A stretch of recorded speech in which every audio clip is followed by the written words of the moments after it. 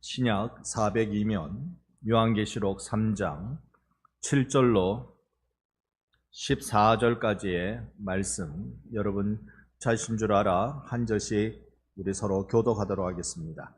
제가 먼저 7절 말씀 봅니다. 빌라델피아 교회의 사자에게 편지하라. 거룩하고 진실하사 다윗의 열쇠를 가지시니 곧 열면 닫을 사람이 없고 닫으면 열 사람이 없는 그가 이르되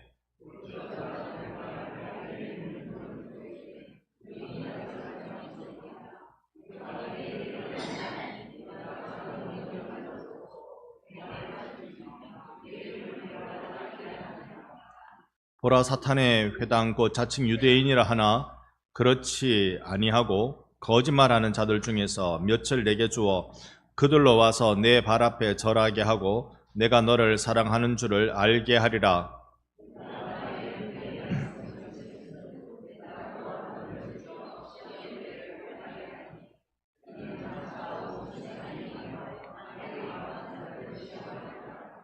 내가 속히 오리니 내가 가진 것을 굳게 잡아 아무도 내 면류관을 빼앗지 못하게 하라.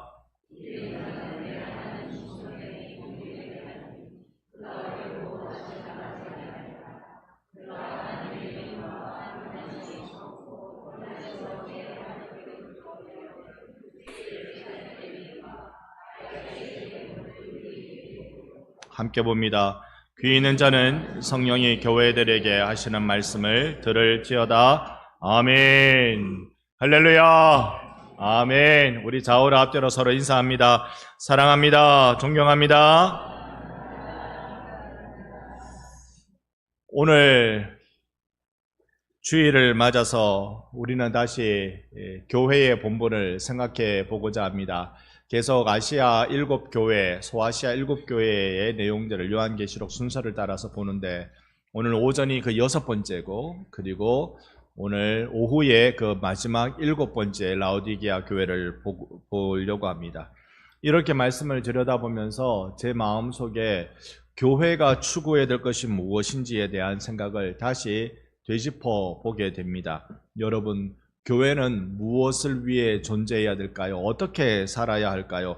우리 교회가 추구하는 붙들고 있는 말씀이 마태복음 9장 35절의 말씀인데요. 같이 마태복음 9장 35절 화면 보여지면 9장 35절 말씀 제가 한번 읽겠습니다. 예수께서 모든 도시와 마을에 두루다니사 그들의 회당에서 가르치시며 천국 복음을 전파하시며 모든 병과 모든 약한 것을 고치시니라. 아멘. 아멘. 교회가 해야 될 일은 예수님과 예수님의 하신 말씀을 따르며 섬기는 일이라고 믿습니다. 그래서 우리 교회는 이 말씀을 꼭 붙들고 예수님 하신 대로 우리가 따라서 살아가 보자. 그래서 우리 교회는 5대의 가치를 가지고 교회가 한 걸음씩 나가고 있습니다. 어떤 것은 우리가 정말 사모하며 열심히 하고 있는 것도 있고 어떤 것은 아직 제대로 손도 못 대고 있는 것도 있습니다. 그러나 해야 할 일인 줄 알기에 우리는 예배와 양육과 교제 그리고 전도와 선교, 나눔과 섬김의 일을 계속해 나가려고 합니다. 이 비전을 하나님이 우리에게 주신 이 비전을 이루기 위해서 우리는 어떤 태도로 교회가 진행되고 주님을 섬겨야 할까? 이것을 아시아 7교회를 통하여서 우리에게 보여주신다고 믿습니다. 우리가 7교회 많이 있지만 그 7교회를 통해서 얻을 수 있는 교훈은 이러할 것입니다. 예수가 우리의 주인이다. 할렐루야. 예수가 우리의 주인이다. 교회의 주인은 예수다. 예수다. 사람이 주인이 되려는 순간 그 교회는 냄새나기 시작합니다. 그런데 예수가 주인이 되면 그 교회는 향기 나기 시작합니다. 우리 예수가 주인인 교회가 어느 교회라고요? 반성교회. 할렐루야. 예수가 주인인 교회. 그리고 교회의 본질은 예수입니다. 예수와 예수 전하는 게 교회의 본질입니다. 그래서 우리가 다른 모든 것은 타협할 수 있어요. 대화와 타협, 합의는 이것은 사람 살아갈 때 매우 중요한 정신이고 장로교 정신이기도 합니다. 그러나 타협할 수 없는 게 있습니다. 그럼 본질의 부분은 타협할 수가 없습니다. 진리라고 믿고 있는 것은 타협이 안 돼요. 근데 그 진리를 실행하는 데 있어서는 타협해야 합니다. 그리고요, 이 비타협적인 부분이 교회가 가져야 될 태도이고, 그 다음 충성입니다. 충성. 여러분, 충성이라는 게 뭘까요? 충성이 한자로 보면 마음 깊은 곳, 깊은 곳, 깊은 곳에서 우러나오는 마음이 충성입니다. 정성을 다하여서 나가는 것. 예배에 있어서 진짜 충성은 뭘까요? 우리가 예배에 충성해야 되는데, 예배의 충성이라는 건 하나님께 집중하는 일입니다.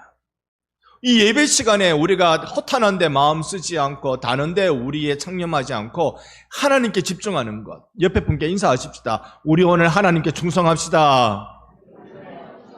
한 번 더요. 예배에 충성하시기 바랍니다. 아멘. 하나님께 집중하는 일. 그리고 교회는 언제나 종말의 비전을 가지고 있어야 됩니다. 예수 다시 오신다. 예수도 다시 오신다. 분명히 역사에는 끝이 있다. 그래서 교회는 이 태도로 교회마다 주신 비전을 붙들고 살아가야 하는 것입니다. 오늘 우리는 빌라델피아 교회를 잠깐 봤습니다.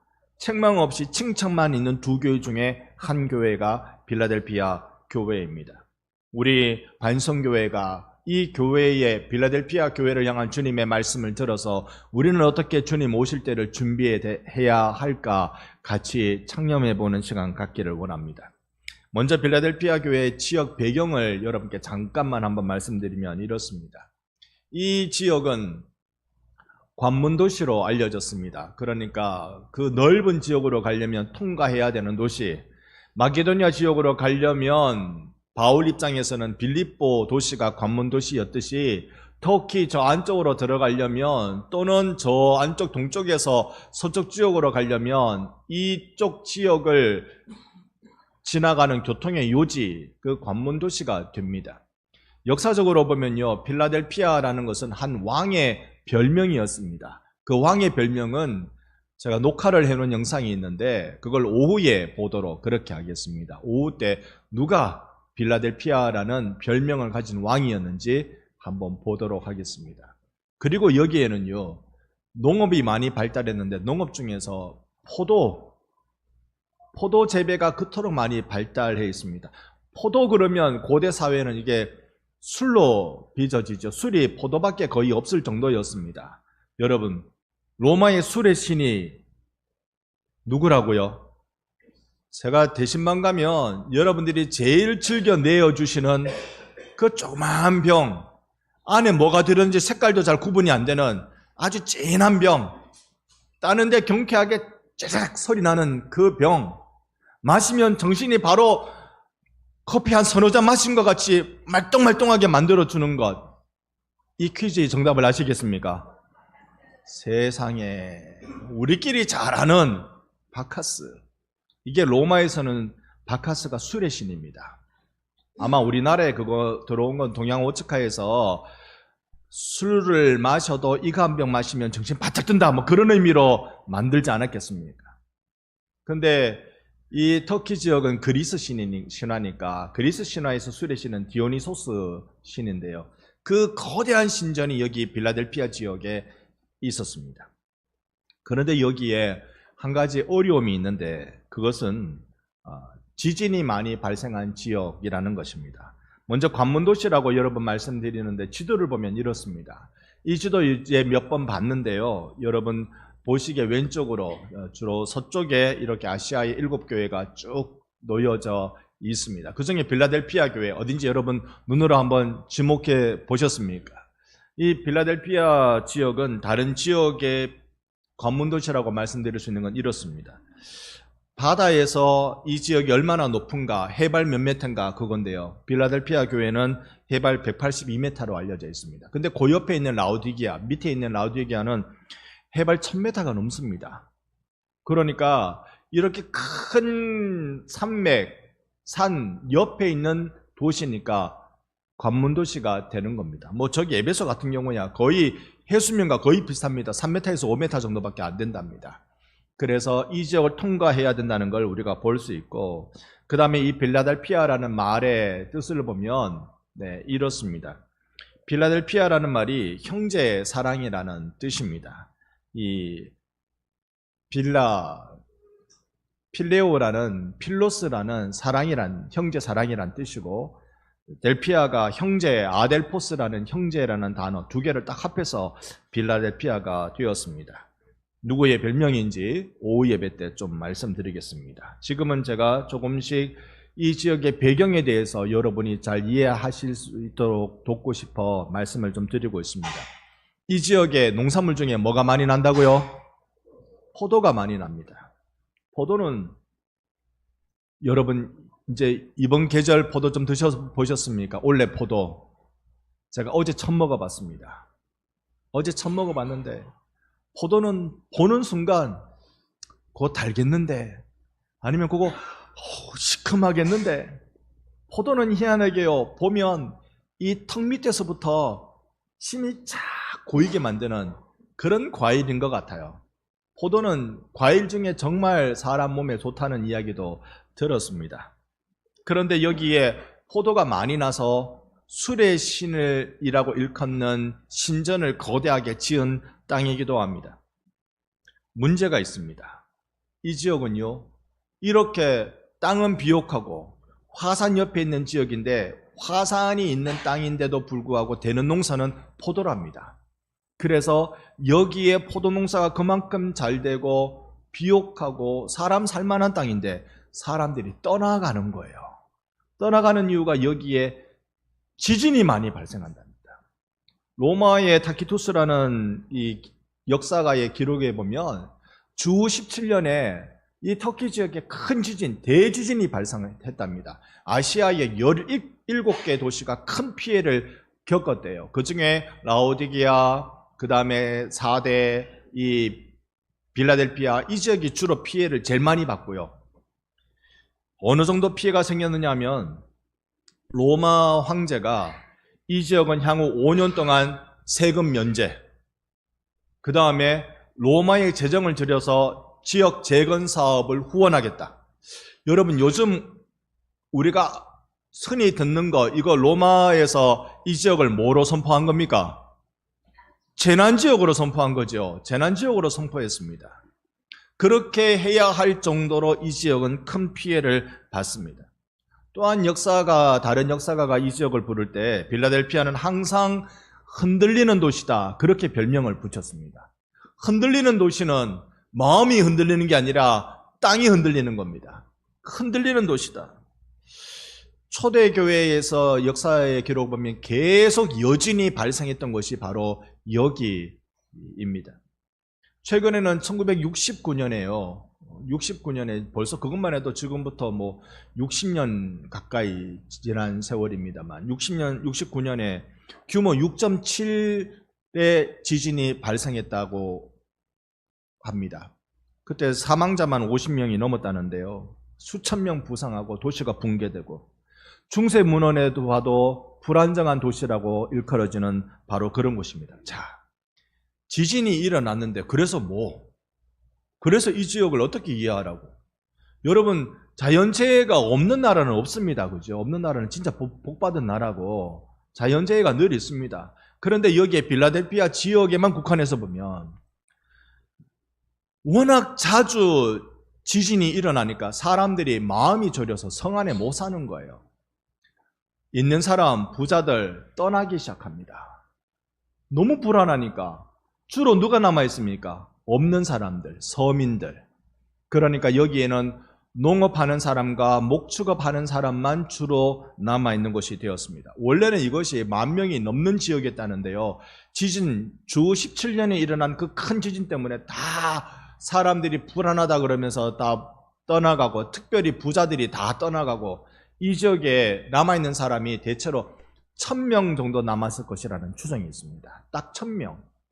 그러니까 도시가 갑자기 확 작아졌죠. 빌라델피아 교회의 교인 수를 한번 추정해 보겠습니다. 인구가 1,000명이라고 그렇게 예상을 하면 그 당시에는요, 당시의 기독교인의 비율이 전체 인구의 3에서 10% 지역마다 차이가 있으니까 그 정도로 봅니다. 그래서 그렇게 보면 빌라델피아 교회는 작게 보면 성도가 30명이고요. 많게 보면 성도가 100명입니다. 그 30명에서 100명 정도 되는 교회가 뭘 그리 열심히 잘했길래, 뭐 했길래 에베소 교회도 책망받고 다 책망받고 하는데 이 교회는 책망이 없어요. 뭘 했길래? 아시아 7교회 교인들 숫자 한번 볼까요?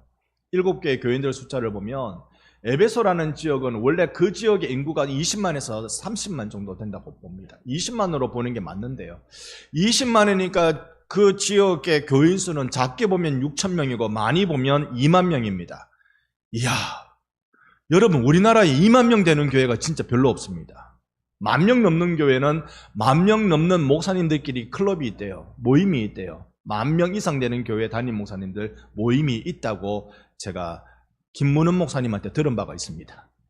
그런데 교인 수가 6천, 작게 잡으면 6,000명, 많이 잡으면 2만 명.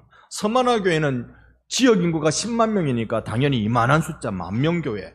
여러분 다 여기에 빌라델피아만 빼고는 수천 명에서 10,000명대의 교인들입니다. 아시아의 7교회가.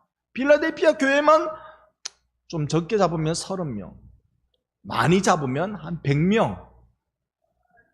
여기는 도대체 무엇을 했길래 칭찬만 받는 교회였을까?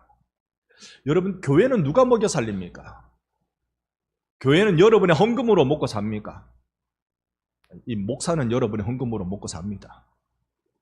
근데 교회는 뭘 먹고 삽니까?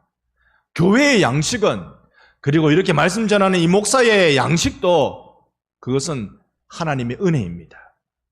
은혜로 먹고 삽니다. 이건 여러분들도 똑같은 줄로 믿습니다. 우린 은혜로 먹고 사는 사람입니다. 은혜로.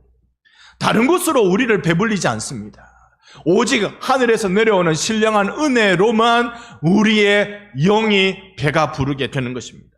빌라델피아 교회의 이 지역의 특징이 포도 농사를 잘 짓는다 말씀드렸습니다. 워낙 좋은 포도, 질 좋은 포도가 많이 나서요. 로마에서 주 92년에 보면 이 빌라델피아 지역에 있는 포도나무 반을 없애버리라고 명령을 내립니다. 이유는요, 이탈리아도 포도로 되게 유명하거든요. 그 지역 포도를 보호하기 위해서, 가격을 안정화시켜주기 위해서 여기 있는 포도를 확 수확을 감소시킬 정도로 굉장히 좋은 포도가 나는 데가 여기입니다.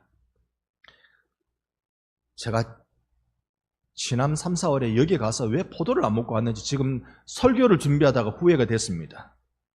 그 포도를 맛보고 와야 되는 건데 그걸 왜 안 먹고 왔을까? 그런데 여기 이 빌라델피아 지역에 소개해주는 가이드 목사님이 이렇게 얘기하는 거예요. 여기서 나는 이 포도를 어떻게 했느냐 하면 인근에 있는 교회, 아까 7개 쭉 봤죠? 인근에 있는 교회 성찬용 포도주로 공급을 했대요. 그 목사님 얘기로는 무상으로 공급했대요. 그런데 제가 돌아와서 아무리 자료를 찾아도 무상으로 공급했다는 기록은 역사 기록에서 찾지를 못했습니다. 그러니까 무상으로 했을 수도 있고 아니면 팔았을 수도 있겠지만, 그러나 이 빌라델피아 교회가 어렵사리 농사 지어가지고 포도주 만들어가지고 지역에 있는 에베소 교회 교인 수가 얼마라고요? 2만 명. 2만 명. 진주 지역에는 없어요. 그 수많은 여러 교회들의 성찬용 포도주를 공급했다는 것이죠. 여러분, 누가 교회를 먹여 살리고 있습니까? 빌라델피아 교회가 하고 있죠. 왜요? 성찬은 우리가 하나님께 은혜 받는 방편이기 때문에 그렇습니다. 말씀과 기도가 우리가 은혜 받는 방편인데 성찬은 눈에 보이는 말씀이거든요. 그 일을 해주고 있다는 것입니다. 그러니 빌라델피아 교회를 향하여 그 칭찬, 예수님 하시는 칭찬, 우리 8절을 같이 한번 읽어보려 합니다. 3장 8절 함께 봅니다. 볼지어다 내가 내 앞에 열린 문을 두었을 때 능히 닫을 사람이 없으리라. 내가 내 행위를 아노니 내가 저 능력을 가지고도 내 말을 지키며 내 이름을 배반하지 아니하였도다. 아멘. 요 구절을 자세히 보면 첫 번째가 열린 문이라고 말씀합니다. 지역 자체가 관문도시이기 때문에요.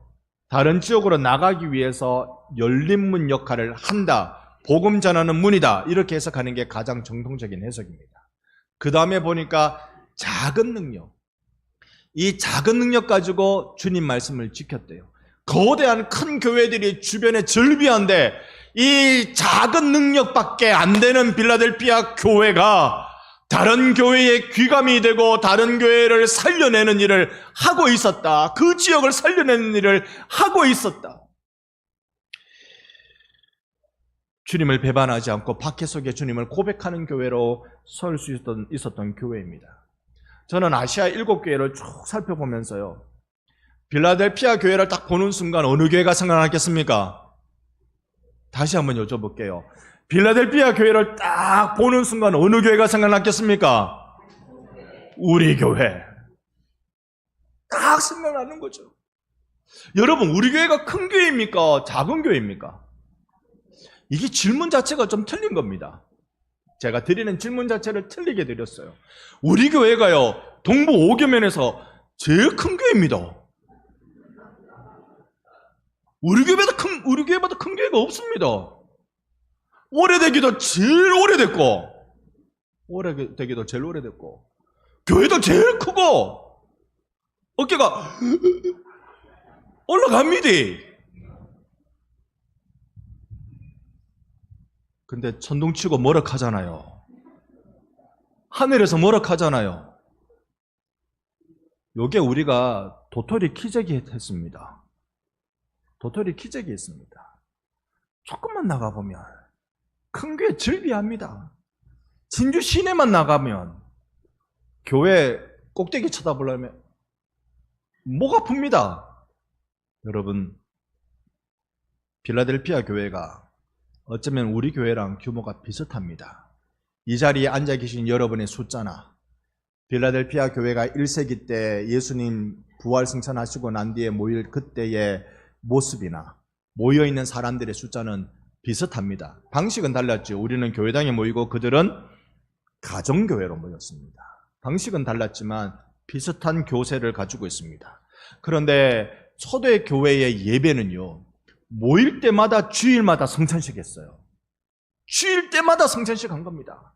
그러니 그 성찬용 포도주를 공급하는 빌라델피아 교회, 초대의 교회를 먹여 살리는 교회, 박해 시기에 신앙 고백한다고 열정으로 살아냈던 교회, 지진이 일어나서 많은 사람들이 다 피난 가고 여기 못 살겠다, 다른 곳에 살아야 되겠다, 부자들 다 떠나고 경제 상권이 무너지고 있는 그때 이 교인들은 작은 능력을 가지고 하나님의 말씀을 지키며 살아갔던 것입니다. 위기의식이 있을 수 있죠. 땅이 흔들리는데 안 불안한 사람 어디 있습니까? 부자들만 불안하고 서민들은 안 불안합니까? 너나 할 것 없이 다 불안합니다. 몇 년 전에 저기 노블리안에 제가 10층에 살던 적이 있었습니다.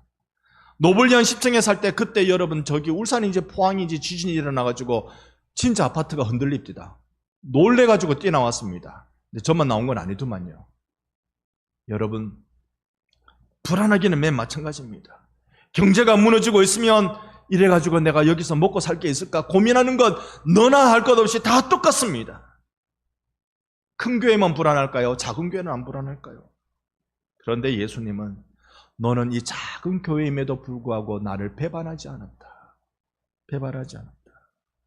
주변 도시에 도사리는 위험은 그것뿐 아니었습니다. 9절 말씀에 보면 보라, 사탄의 회당 곧 자칭 유대인이라 하는 자들이 있다. 유대인들이 모여서 예배드릴 때 회당 짓고 예배드렸습니다. 성인 남자 10명이면 유대인은요, 아무리 다른 지역이라도 거기에 회당을 만들면서 자기들의 예배 처소를 만듭니다. 예수님도 회당에서 하나님 나라를 선포하는 설교를 하셨습니다. 그런데 이 회당을 향하여 예수님이 계시록에 말씀하시기를 사탄의 회당이다. 왜요? 복음이 이방으로 증거되는 것, 열방으로 향해 나가는 걸 꽉 막아 서고 있기 때문에, 방해하고 있기 때문에 그런 것이죠. 그런데 10절의 말씀을 보니까 너가 나의 인내의 말씀을 지켰은즉, 요만한 작은 능력 가지고 그거 가지고 나의 인내의 말씀을 지켰은즉 내가 또한 너를 지켜 시험의 때를 면하게 하겠다. 오, 좋네요. 시험의 때를 면하면 이제 박해를 안 받는다는 뜻으로 읽혀지기 쉽잖아요. 그런데 이 원어 성경을 보면 이 부분을 해석하는 건 시험에서 우리를 보호한다로 해석이 됩니다. 면하는 게 아니고 우리한테 시험 없음, 환난 없음, 고난 없음 이게 아니라 그 고난이 찾아올 그때 하나님이 보호해 주신다는 뜻입니다. 이 땅에서 시험이 있죠. 우리가 이 땅을 살아가는 날 동안 시험 속에 살아갑니다. 여러분은 지난 한 주 동안 시험 당하지 않았습니까? 박해가 있을 수 있고 내 마음에 고민이 있을 수도 있습니다. 저는 이번 여름은 늘 시험 중에 있습니다. 더워도 이런 더위는 제가 보통은 이때쯤 되면 더위가 숙지는데 이제 그것도 아니고 이 더위의 기승은 아마 9월 한 달 더 가지 않을까 저 혼자 슬픈 예상을 해봅니다. 정말 싫습니다. 오늘 제 마음, 제가 참 더워서요. 유초동부 설교 가서도 자켓 안 입었습니다. 우리 9시 30분 중고등부 청년부 예배에서도 자켓 안 입고 했습니다. 저를 이해해 주든지 말든지. 견딜 수가 없어요. 너무 이 더위가 너무 심각해요. 저는 겨우 이거밖에 없습니다만 여러분은 한 주를 견디시는데 얼마나 힘드셨습니까? 내게 찾아온 고난, 왜 나만 겪는 고난이냐고 원망하지 마세요. 찬양은 그렇게 불러도 힘들 때는 저절로 원망이 생기는걸요. 우리 내게 찾아온 고난을 견딘다고 참아내신 여러분, 이 예수님 앞에 우리가 고난받을 때 예수님의 말씀은 그 고난을 면하게 해주는 것이 아니라 고난 속에 지켜준다고 말씀하고 있습니다. 계시록 11장 말씀 3장 11절을 보니까 내가 속히 오리니, 예수님이 속히 오는 것은 하늘에서 내려오심을 말하지요. 너가 가진 것을 굳게 잡아 아무도 내 면류관 빼앗지 못하게 하라. 여러분, 우리가 지난번 서머나 교회 말씀 수련회 때 잠깐 나눌 때 그때 순교자 폴리갑 목사님 이야기를 했습니다. 86세 때 화형으로 순교 당하신 분인데 전설 같은 이야기입니다만 화형으로 불 밑에 불을 지펴서 태워 죽이는 그 화형에 이 불꽃이 폴리갑 목사님께 이게 닿지가 않는 거예요.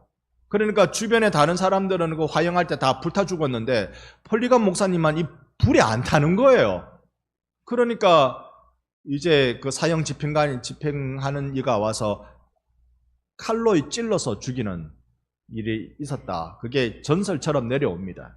이때 폴리갑 목사님이 순교할 때 기록에 보면 이 필라델피아 교회, 이 지역에서 11명의 순교자가 거기 같이 순교당했습니다.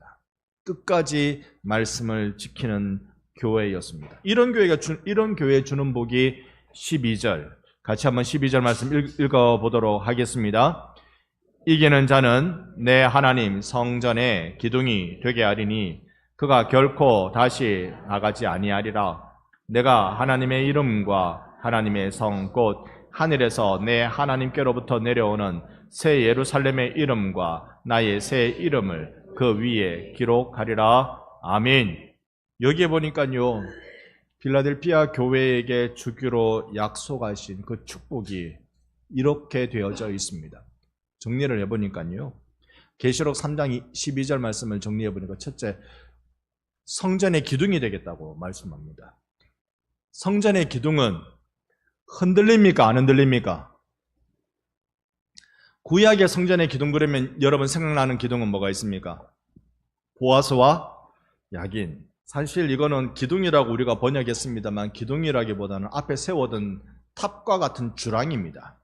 그러니까 노수로 만들어서 이 성전 동쪽에는 마을이거든요. 예루살렘 마을이에요. 해가 쫙 떠오르면 성전은 이 동쪽을 향해 보도록 지어져 있거든요. 남쪽이 아니라 동쪽을 향해 지어져 있어서 여기에 보아스라는 기둥, 야긴이라는 기둥 두 큰 주랑을 만들어 노수로 만들어 놨는데 해가 떠오르면 이 주랑을 딱 비출 거잖아요. 딱 비추면서 노시니까 반사가 쫙 되면서 마을 전체에 성전이 있다는 것을 쫙 보여주는, 여러분 이게 흔들리면 되겠습니까? 이게 안 흔들려야 되죠.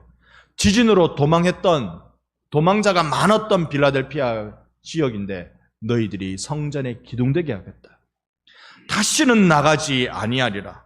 불안과 피난의 삶과 완전히 반대되는 것이지요. 하나님 나라의 영원한 안전을 보장해 주겠다 말씀합니다. 그 이름을 기록하겠다. 하나님의 이름이라 말하면 너는 하나님의 소유된 백성이다. 할렐루야. 우리는 하나님의 소유된 백성이다. 예루살렘의 이름은, 나의 시민권은 어디에 있다고요? 하늘에 있다. 그리고 예수의 새 이름, 부활의 영광에 참여하겠다고 말씀합니다. 이렇게 작은 능력을 가지고도 믿음 지킨 빌라델피아 교회를 향하여서 그에게 이런 이름을 새기겠다고, 그 위에 이 이름을 새기겠다고 말씀해 주고 있습니다. 화면을 제 걸로 한번 바꿔 주십시오. 이게 빌라델피아 지역에 있는 교회의 흔적입니다.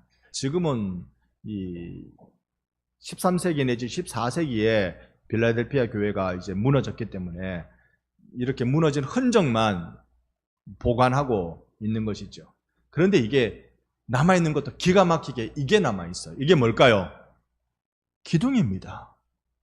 그 교회에 세워진 기둥만 남아있습니다. 제가 찍기를 이렇게 찍었습니다만 더 많이 있습니다. 기둥만 남아있어요. 그러니 이 기둥을 우리에게 보여주고 있는데, 이 기둥이 무엇이라고 우리에게 보여주는 것 같습니까?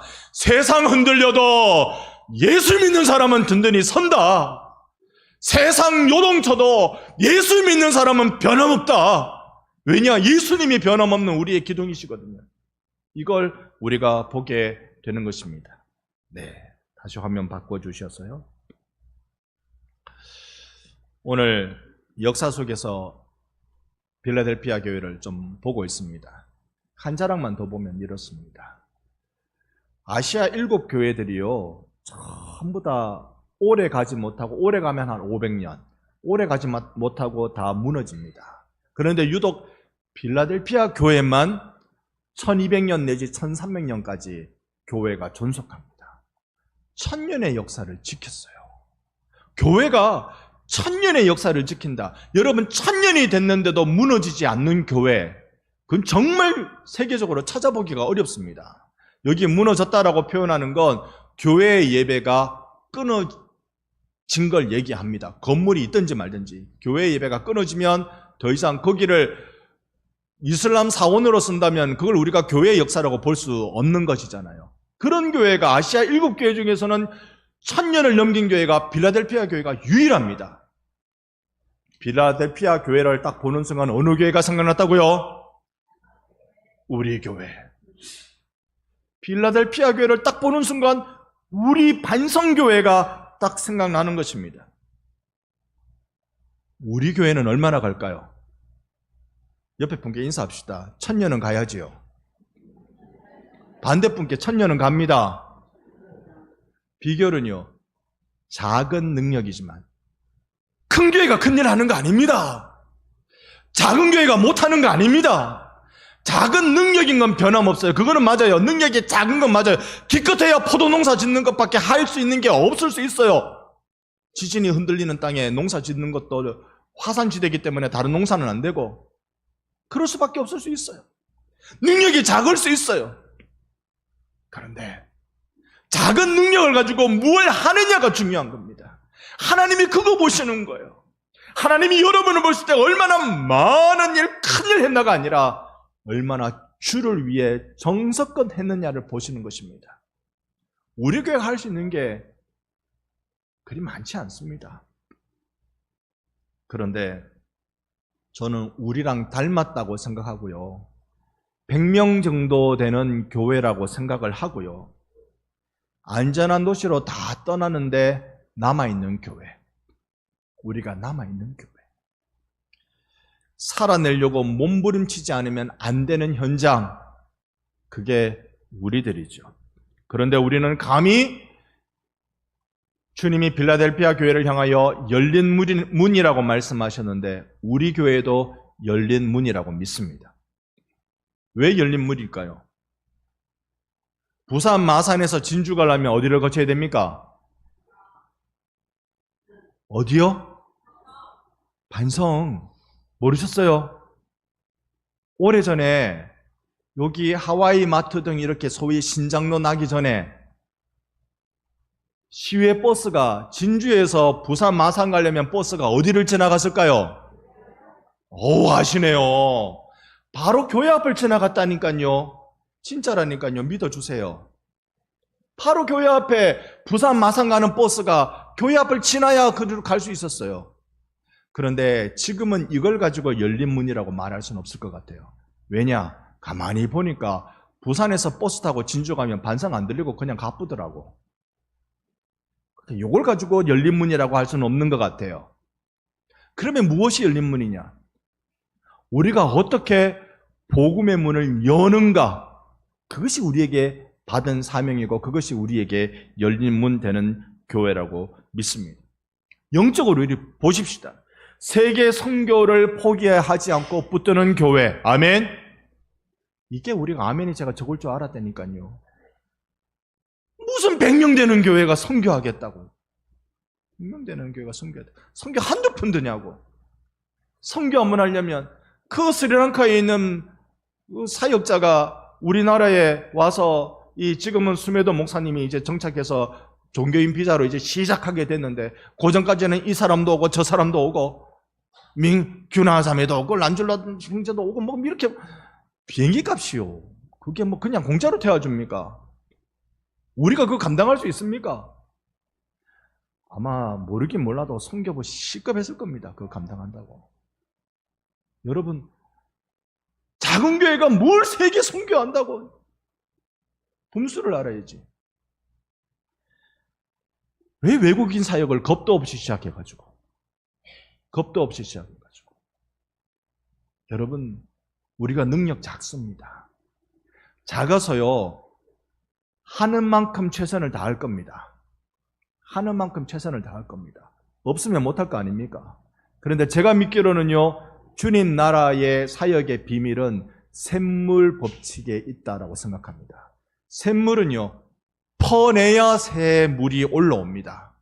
안 퍼내면 더 이상 샘물 역할을 못 하겠죠. 퍼내야 됩니다.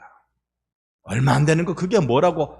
퍼내고 또 하고 퍼내고 또 하고 고이면 퍼내고 고이면 퍼내고 우리가 작은 능력으로 그렇게 하자고요. 반성에 2,500명 정도의 주민들이 계시는 걸로 알고 있습니다. 우리가 3%의 교회 되지 말고 10%의 교회가 됩시다. 옆에 분께 한 번 더 인사합시다. 반성의 11조가 됩시다. 괜히 오늘 비몽사몽간에 말씀드렸다가 11조 그러니까 덜컥 목사님이 또 헌금 얘기한다 그러지 마시고 11조는 하긴 해야 됩니다. 하긴 해야 되는데 그건 하나님이 내 안에 마음 주실 때 하나님 마음하고 내 마음하고 이렇게 다 이렇게 만나질 때 그때 맞아 내가 11조 해야지 그 생각이 드는 거죠. 근데 우리 교회가 반성의 11조가 돼야 돼요. 반성의 인구가 2,500명이면 우리 교회는 250명. 할렐루야. 그 꿈을 가지고 우리가 달려가자고요. 전도하는 게 정상인 교회. 이건 우리가 더 분발해야 됩니다. 전도하는 게 정상인 교회. 전도하는 게 정상인 성도. 그렇게 우리 가야 할 것입니다. 5대 가치 하나하나 우리가 주보를 보면서 기도 제목으로 삼아주시기 바랍니다. 우리도 조국 부흥에 앞장서는 교회가 됩시다.